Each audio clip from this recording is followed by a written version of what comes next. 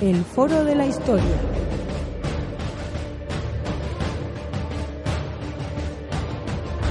El pasado tiene mucho que contar.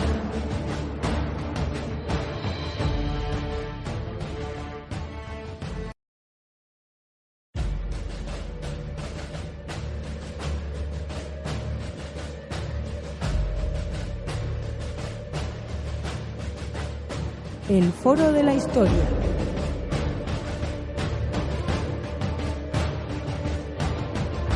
El pasado tiene mucho que contar.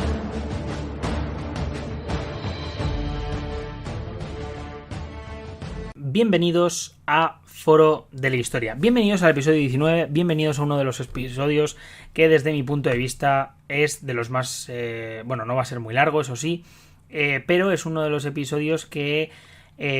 pues tiene un carácter relevante en la historia de España en el siglo XX. Es el mayor conflicto, que es la Guerra Civil Española, acaecida entre 1936 y 1939. Es un enfrentamiento entre los dos grupos que conformaron la República y entre los grupos tradicionales que son los aristócratas, los grandes propietarios, empresarios, la iglesia y una parte del ejército contra las clases populares, los campesinos, los obreros y la pequeña burguesía.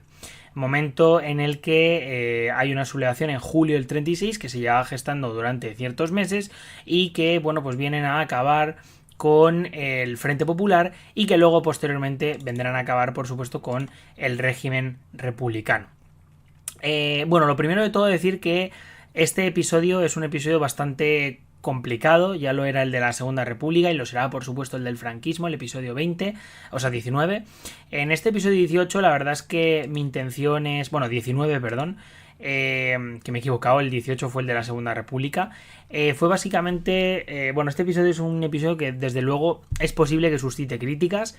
Vamos a hacer un breve resumen de un conflicto bélico que supone un trauma en la España del siglo XX y siglo XXI, un conflicto que no ha sido subsanado, sobre todo sus consecuencias a nivel, digamos, de derechos de los fallecidos y sobre todo un poco de una batalla por la historia que, aunque ya está superada por una buena parte de la academia, sí que es cierto que todavía a día de hoy suscita debate en, por ejemplo, campos como la divulgación. De hecho, es bastante interesante, y aquí no digo nada, pero como hay diversos conflictos, no voy a mencionar a nadie, como hay diversos, conflictos como este, van a, ser tomados casi como políticos por parte de ciertas cuentas de divulgación histórica, y nosotros vamos a intentar de alguna manera diferenciarnos de esto, y ya digo, mi TFM y mi TFG han sido sobre esto, pues un poco... Vamos a intentar distanciarnos, dar una serie de objetivos. Eso va a ser un programa eminentemente positivista, aunque daremos algunos que otros datos sociales del conflicto, o al menos lo vamos a intentar. Y la intención de este programa es la de que los alumnos de la EBAU, si les cae este tema, pues puedan saber un poco lo que vienen siendo las causas y las consecuencias de la guerra civil. Esta guerra civil se va a gestar desde marzo de 1936 e incluso antes, ¿no? Porque había oficiales, por ejemplo, Sanjurjo llevaba mucho tiempo, desde el año 32, que había dado ese golpe de estado en Sevilla, que había sido la Sanjurjada, ¿no? Que ese golpe de estado fallido, pues van a estar conspirando ciertos oficiales para acabar con la legalidad republicana. Y pues a partir de marzo se comienzan a sumar un grupo, una camarilla de militares como Godet, Mola o Francisco Franco, que, Franco en este caso se unirá a uno de los últimos, pero que van a tener bastante importancia. Tenemos aquí Podellano, tenemos a Kindelan, que era el líder de la aviación, Varela y a José Sanjurjo, como ya hemos mencionado antes. El plan consistía en dar un golpe de estado y seguido de un establecimiento de un directorio militar como el de Primo de Rivera. La idea era intentar o llevar que fuera una república dictatorial o que volviera Alfonso XIII al trono. Aquí había bastantes diferencias entre los propios militares. El 12 de julio, 4 falangistas van a asesinar al teniente de izquierdas, que es José Castillo, que es miembro de la Guardia de Asalto, y Calvo Sotelo va a ser asesinado un día más tarde. Poco más tarde, los conspiradores decidieron adelantar en unos días el golpe para aprovechar el impacto emocional de la muerte del líder, Calvo Sotelo, y el 17 de julio, en Melilla, el coronel Yagüe se alza contra las tropas del gobierno republicano. El alzamiento se va a extender rápidamente al resto del protectorado y el 19 Franco va a volar a Canarias, de Canarias a Marruecos, para ponerse al frente de las tropas del protectorado.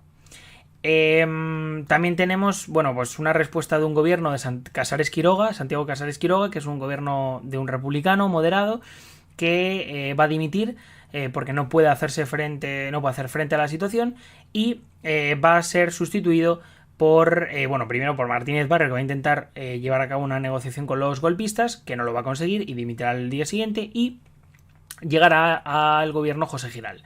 José Giral, para intentar parar la sublevación, va a entregar armas a las milicias y, por supuesto, va a disolver el ejército. Las fuerzas de seguridad, en su mayoría, Guardia Civil y Guardia de Asalto, por cierto, sobre la Guardia Civil hay una creencia de que se sublevaron y no, o sea, no es así. Una buena parte no lo hizo, sí que es verdad que hubo cuerpos, pero en una buena parte no lo hizo y desde luego, pues una parte del ejército tampoco. De hecho, hay una creencia también de que el ejército es quien se subleva contra la República y no.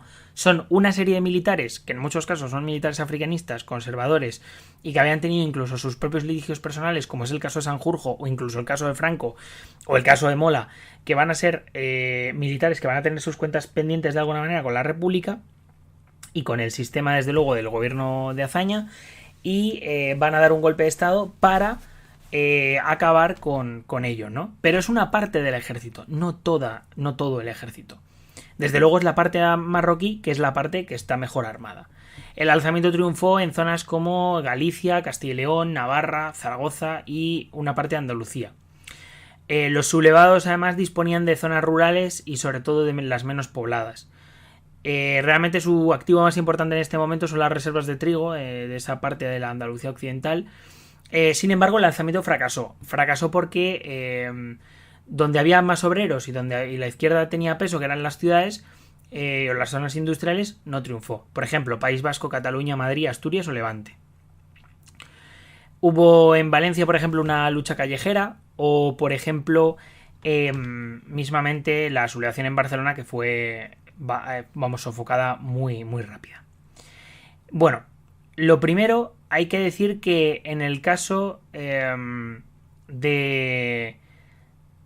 pues el gobierno, José Giral dijo lo siguiente el 20 de julio en una locución radiada: españoles, quiero que estas primeras palabras mías sean para decir a todos los enemigos de la República: no pasarán.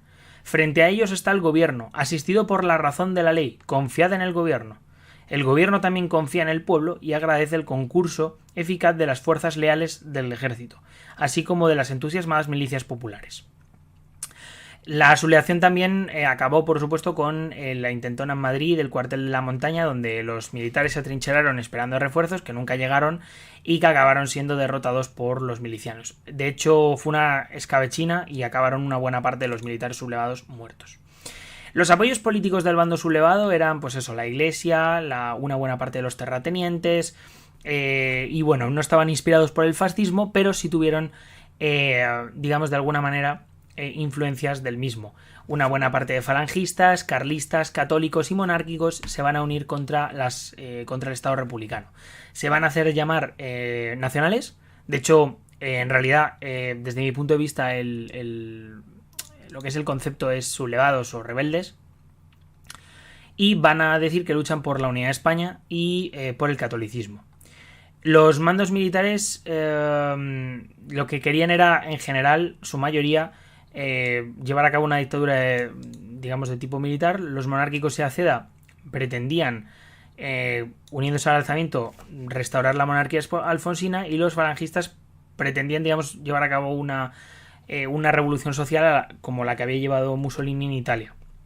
Los leales a la República lo que querían era que en general estaban formados, por cierto, por obreros, masas urbanas o el campesinado, y querían de alguna manera acabar con la sociedad actual a nivel, digamos, de propiedad y sobre todo de desigualdad a nivel económica y sobre todo a nivel de propiedades y de poder. Estaban apoyados también por socialistas, que eran, bueno, de hecho los presidentes de gobierno van a ser los más importantes, Largo, Caballero y Negrín, que son dos del Partido Socialista, uno del ala más radical y Negrín del ala más moderada, y lo que querían era transformar el país y devolver a la República su legalidad, que bueno, pues había sido perturbada pues un poco por lo que viene siendo pues este golpe de Estado.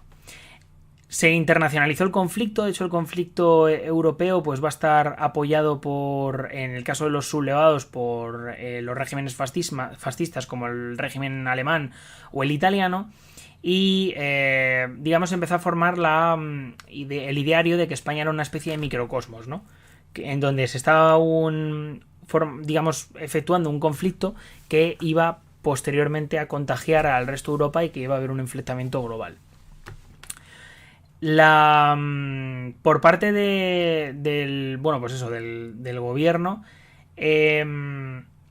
los sublevados pidieron ayuda a los fascistas, y en el caso del gobierno republicano pidieron colaboración militar a Francia y pues a otros países como Estados Unidos o Gran Bretaña, que fueron muy prudentes, digamos, en su política exterior, para sí mismos, desde luego no para el conflicto internacional, y aislaron a la República. Gran Bretaña defendió durante todo el conflicto una política de apaciguamiento y de no intervención, que por cierto fue promovida por Francia, pero que realmente la batuta la llevó lo que viene siendo Inglaterra. Esto, por cierto, lo podéis ver en un capítulo que tenemos de la política exterior durante la Guerra Civil de la República. Tenemos el Comité de Intervención con sede en Londres, a la que se adherieron 27 países y que fue fundamental para la derrota de la República, pues no consiguió ningún apoyo, y desde luego lo que es la política de no intervención no se cumplió en ningún momento, que la firmaron Hitler y Mussolini, pero luego realmente mandaron armas, tropas y mandaron de todo. Sin embargo, el Comité de no intervención no impidió que los dos bandos recibieran ayuda exterior. En el caso de la República, recibieron a las brigadas internacionales, con más de 60.000 brigadistas de los partidos comunistas del resto del mundo y de movimientos obreros. Es verdad que una buena parte, si no recuerdo mal, más del 70% eran comunistas que venían a luchar por España, y intelectuales también. Tenemos ahí dirigentes obreros, sindicalistas, pero bueno, en su mayoría comunistas. La Unión Soviética apoyó a partir de septiembre a lo que viene siendo la República, y el gobierno de Largo Caballero, un poco apoyado por Negrín, trasladó las reservas de oro del Banco de España a la Unión Soviética para pagar las armas que enviaban los rusos.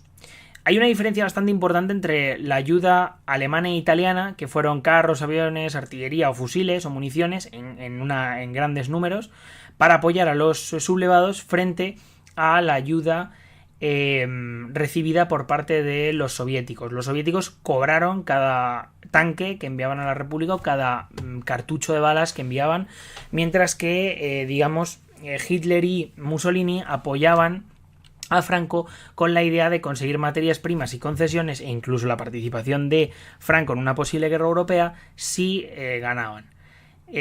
Por tanto, hay que decir que la participación de la Unión Soviética no es una participación absolutamente, digamos, volcada en la situación de la República, y desde luego no es la misma a nivel materialístico, desde luego. Material. Hay que decir que, los italianos, por ejemplo, mandaron el cuerpo de voluntarios y los alemanes la Legión Cóndor. A nivel, digamos, del desarrollo de la propia guerra, hay una creencia de que la guerra iba a acabar como pasó al final de la guerra, que acabó con la conquista de Madrid, que era el avance sobre la capital, donde estaba el gobierno, vaya. Hay un planteamiento inicial que era la conquista de Madrid, momento en el que, una conquista que se iba a hacer por los requetés navarros de Mola y con el ejército de África de Franco. Avanzaron durante ese verano rápidamente, conquistando zonas como Badajoz, donde hicieron reales escabechinas, y el 9 de septiembre las tropas se tenían que encontrar en Gredos. La idea era conquistar Madrid, sin embargo, Franco va a rescatar Toledo y poner fin al cerco del Alcázar, que, pues en principio era un objetivo poco importante, pero desde luego sí que era importante a nivel propagandístico para el propio Franco. También hay que decir que a nivel, digamos, del propio gobierno republicano se empezaron a establecer consignas como no pasarán o Madrid será la tumba del fascismo. También hay que destacar, por supuesto, que el gobierno republicano se traslada a Valencia y en Madrid se crea una junta de defensa que está al mando del general Miaja y del comandante Rojo. Vicente Rojo era un militar destacado, sobre todo en teoría, y porque era profesor de la Academia de Zaragoza. Permaneció, digamos, fiel a la República y fue el mayor militar de las estrategias ofensivas republicanas, tanto en Teruel como en el Ebro. De hecho, fue a su regreso a España en el 57, fue condenado a cadena perpetua, pero fue indultado al año siguiente, falleciendo en Madrid poco más tarde. Estuvo en Argentina, si no recuerdo mal, en otros sitios. Justo en el momento en el que Madrid parecía que iba a caer, llegaron las tropas rusas, los carros de combate rusos, perdón, y las columnas anarcosindicalistas, además de las brigadas internacionales, y consiguieron que la toma de Madrid fuera, digamos, en un principio abortada por el freno en seco de las tropas sublevadas en la ciudad universitaria. De hecho, está cerca de mi casa. Posteriormente, los sublevados intentarían hasta mediados del 37, hasta abril del 37, llevar a ofensivas como la de Jarama, donde los sublevados cruzan un río pero son detenidos por los republicanos, causándoles grandes bajas, y sobre la batalla de Guadalajara, que es más importante porque el ejército republicano italiano, o sea, el ejército italiano del cuerpo de voluntarios, va a ser absolutamente barrido por las tropas republicanas, que además van a conseguir una gran cantidad de material. Después de esta derrota aplastante de Guadalajara, porque fue una derrota que desde luego que fue también una derrota que, a ver, sí, he dicho aplastante, pero fue muy potente y sobre todo llevó al propio Mussolini a no dejar, digamos, de lado el conflicto español. Tenemos la ocupación del norte, que va a ser entre abril y octubre del 37. El frente norte era el frente más desgastado. Estaba formado por Asturias, Santander y Vizcaya. Era un territorio muy rico a nivel, digamos, de recursos metalúrgicos y armamentísticos, y constituía desde luego un segundo frente que había que acabar con él. Desde luego hubo una ofensiva, sobre todo en torno al famoso Cinturón de Hierro, que era una serie de edificaciones defensivas, sobre todo muy vinculadas al pensamiento de la Primera Guerra Mundial, también muy ligado a que uno de los ingenieros que, digamos, tenía los planos de este Cinturón de Hierro, pues se los dio a los sublevados y sabían por dónde atacar. Y la incipiente Legión Cóndor más la aviación sublevada acabaron destrozando con las líneas de vascas y cayendo en junio Bilbao. De hecho, esto hizo que el ministro de Defensa, que era Indalecio Prieto, que era vasco, va a presentar su dimisión, y Negrín no se la va a aceptar. En agosto va a caer Santander, y más tarde, pues unos meses más tarde, Asturias. Lo más destacado de esta campaña militar fue varias cosas. Lo primero, que el ejército republicano va a estar dividido en el frente norte. También, por supuesto, el bombardeo de Guernica, que va a ser uno de los cuadros, por Picasso, más propagandísticos de la guerra, y una de las acciones sublevadas, desde luego, más cuestionadas por todos los organismos internacionales. De hecho, el hecho de Guernica, el pabellón de Francia en el año 37 también, de como era el pabellón de las naciones, si no recuerdo mal, van a ser, digamos, unas ofensivas a nivel diplomático súper importantes para que la República de alguna manera pueda expresar o intentar conseguir el apoyo popular de los países de todo el mundo. De hecho, incluso la sociedad inglesa y la francesa, en una buena medida, apoyaban el proyecto republicano y el del Frente Popular, y por tanto la causa de los republicanos españoles. También en este tiempo hubo ofensivas como la de Brunete, que fue una ofensiva del 5 de julio del 37, una ofensiva planteada pues desde un punto de vista táctico para aliviar el frente en la zona del norte, y también la de Belchite. Fueron dos ofensivas destinadas a eso, aunque en su totalidad las ofensivas son básicamente para aliviar otros frentes o para evitar ofensivas diferentes. Entonces, pues lo que digo, que fueron ofensivas muy grandes. Belchite fue una batalla que ganaron los republicanos, sin embargo, luego sería conquistada a los meses, solo duró unos meses en manos de los republicanos y fue conquistada relativamente fácil. Y en el caso de Brunete fue una ofensiva donde se utilizaron gran cantidad de recursos y no se consiguió tampoco nada extraordinario. Ambas batallas, y bueno, lo veremos también con el Teruel y el Ebro, son ofensivas republicanas que tienen una gran capacidad de despliegue, donde los republicanos obtienen unos éxitos sin precedentes y sin embargo luego se agotan por la falta de recursos y por diversos problemas de disciplina y el agotamiento y sobre todo falta de tropas de refresco y un montón de más características, de cosas más. La tercera fase de la guerra es el avance al Mediterráneo, que es de diciembre del 37 hasta noviembre del 38. Es una fase de la guerra, digamos, que empezaría con la ofensiva republicana de Teruel, momento en el que en diciembre se toma llevan a cabo diversas ofensivas, en concreto la de Teruel, donde se cerca la ciudad y se libra la ciudad de la guarnición a principios del año 38 de la guarnición de Adkurt, que es básicamente quien estaba guarnicionado allí. Van a tomar la ciudad comienza una batalla de desgaste, sobre todo muy ligada a que justo el diciembre del 37 y enero del 38 van a ser 2 meses de los más fríos en todo el siglo de España, que también ya es coincidencia en las condiciones climatológicas, pero no solo en esta batalla, también en la de Guadalajara, que en una buena parte los italianos avanzaron en Guadalajara muchísimo más porque las condiciones meteorológicas eran bastante adversas y hasta que se consiguieron centralizar los combates y fijarse en unos puntos del campo de batalla, hubo una desorganización muy grande.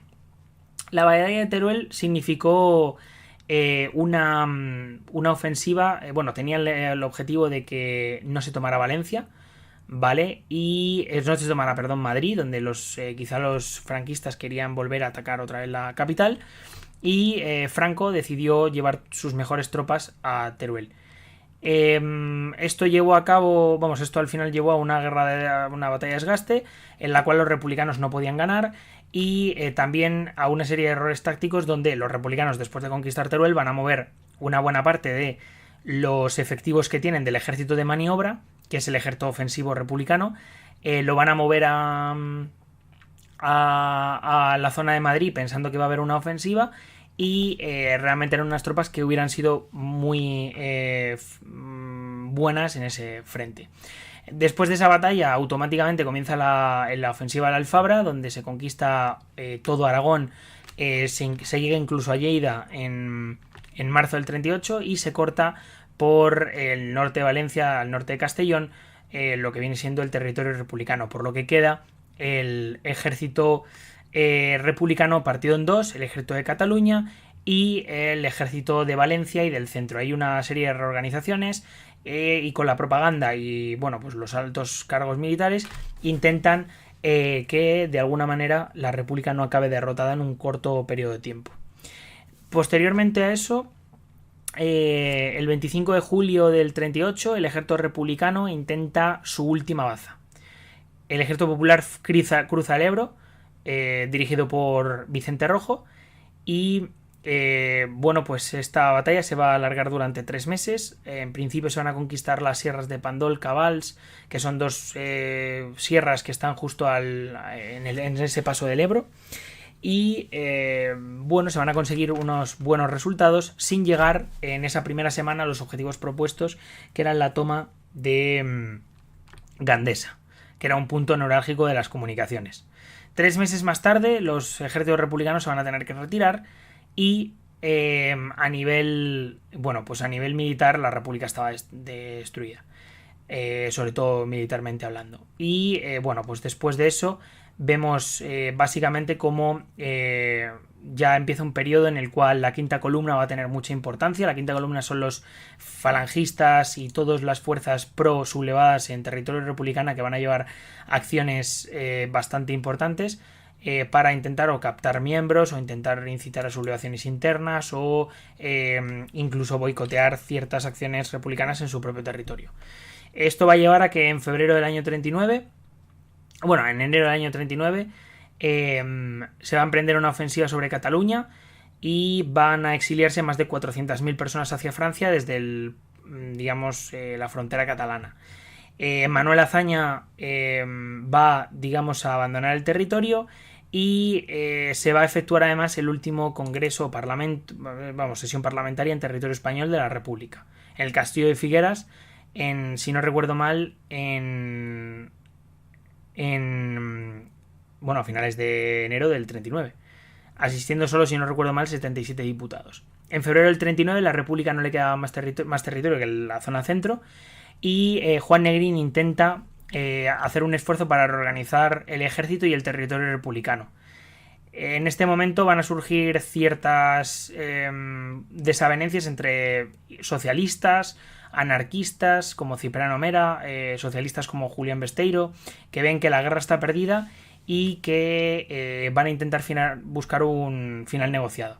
Es el momento en el que el 4 de marzo el coronel Segismundo Casado se subleva contra el gobierno de la República y durante 8 días va a haber una serie de luchas entre los casadistas y negrinistas para acabar con o seguir la guerra. Después de eso ganan los casadistas y el 28 de marzo las tropas sublevadas entran en Madrid después del que el Consejo Nacional de Defensa, que es el organismo creado por Casado y por sus partidarios, vaya a rendirse incondicionalmente, siendo la guerra finalizando la guerra en 1 de abril. A ver, esto es un resumen realmente bastante corto. Podríamos estar 40.000 horas hablando sobre esto. Pero bueno, hemos hablado un poco desde el punto de vista militar. Hay 2 gobiernos en esta etapa bastante importantes, que son el de Largo Caballero entre octubre del año 36 y mayo-junio del año del 37, y el de Negrín, que va a durar, van a ser varios gobiernos que van a durar pues hasta el final de la guerra. La guerra tuvo 145.000 muertos aproximadamente, pero desde luego también hubo aproximadamente otro número similar de víctimas de la represión. De hecho, también hay 400.000 bajas aproximadamente de heridos. Estas cifras hay que tomarlas un poco desde luego con cierta lejanía, porque no se sabe, y sobre todo con un poco como no hay que tomarlas como al pie de la legua, o sea, al pie de la letra, perdón. Joder, se me va un poco la olla a veces, lo siento mucho. Ya que llevo 27 minutos grabados y ya uno empieza a notar el desgaste. Además he estado grabando ya varios podcasts y ha sido desde luego bastante importante. Hay un desabastecimiento general además de los muertos en España. Se destruyen una buena parte de las vías de comunicación, ferrocarriles y instalaciones industriales, y España queda con la verdad que unas pérdidas económicas bastante importantes. De hecho, tenemos que el PIB, si no recuerdo mal, no se va a acabar, no se va a recuperar hasta 1956, perdón, y el racionamiento no acabará hasta 1952, o sea que es bastante importante. Por otra parte, también hay una represión brutal por parte de los vencedores frente a los vencidos.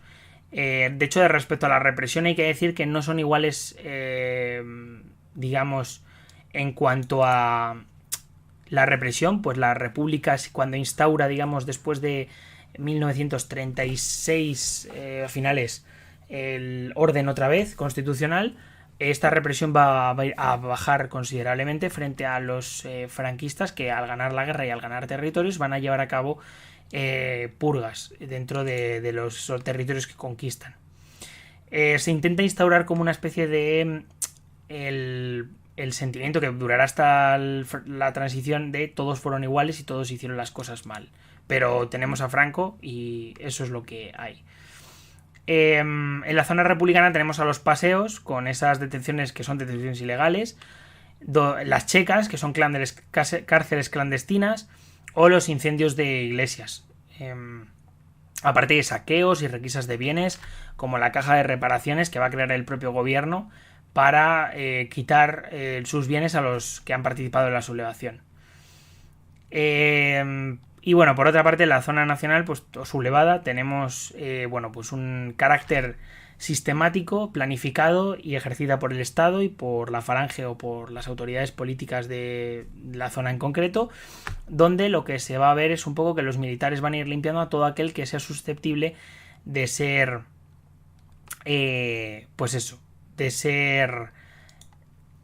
rojo. Dicho esto, hemos hablado un poco de manera general. Creo que la guerra civil da para mucho. Tenemos varios episodios hablando sobre el tema y cuanto menos me parece bastante importante eso, destacar que nosotros hemos grabado varios podcasts sobre el tema. Yo personalmente os diría que os mirarais estos podcasts si os interesa saber un poco más sobre la guerra civil. Yo intento que estos episodios sean simplemente dar datos y dar desde luego una visión más bien panorámica del asunto, entendiendo que también es un tema que en la sociedad española actual tenemos ahora mismo, que el gobierno está intentando formular la ley de memoria democrática, en la anterior ley de memoria histórica. Son temas bastante complejos, entonces son temas que cuanto menos hay que tratar de alguna manera con cierta tranquilidad y sobre todo sin tomar partido, porque es una guerra civil. Es verdad que no todos fueron iguales, de hecho ese discurso ya se rompió hace bastante tiempo, pero desde luego es un tema que a día de hoy es un trauma para la sociedad española. También es un trauma porque hay una serie de muertos en las cunetas, también es un trauma porque hay una tradición política española que de alguna manera procede de ese franquismo y que, aunque ya se ha distanciado mucho, todavía le falta terminar con esos coletazos. Y bueno, pues es un tema que desde luego es bastante importante. Nosotros aquí no hemos venido a hablar de política, desde luego hemos venido a hablar de historia, que en algunos casos es verdad que está ligado, porque la historia es política en muchos casos. Y en este caso, pues desde luego, pues es así.